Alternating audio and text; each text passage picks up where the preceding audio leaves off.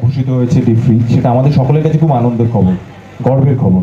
কিন্তু তার সাথে সাথে আমি সবসময় সেটা বলেছি, আমার মনে আছে যখন 1 আগস্ট এই খবরটা আমি পাই, আমি তখন অন্য একটা ছবির শুটিং থেকে বেরিয়ে এইখানেই আসছিলাম পুতুল নাচের ইতিকথার প্রেমিয়ার, এবং তখন খবরটা পাই।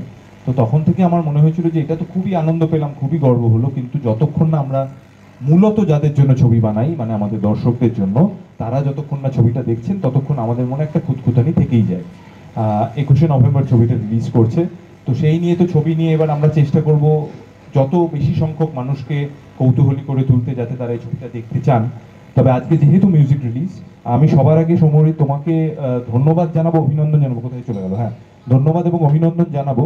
কারণ দেখবেন এখন না আমাদের বিভিন্ন বিষয়, সেটা সিনেমা হতে পারে, যেহেতু আমি মূলত সিনেমার মানুষ, কাজেই আমি আমার বিষয়েই সীমাবদ্ধ রাখবো নিজেকে।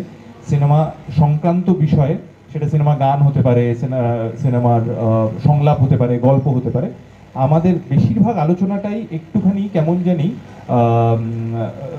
মূলত সমালোচনা বা নেগেটিভ দিকে চলে যায়। কিছুই হচ্ছে না, এই বাবা কি করে হবে, দূর কিছুই তো হলো না, বিভিন্ন রকম তুলনা আসে।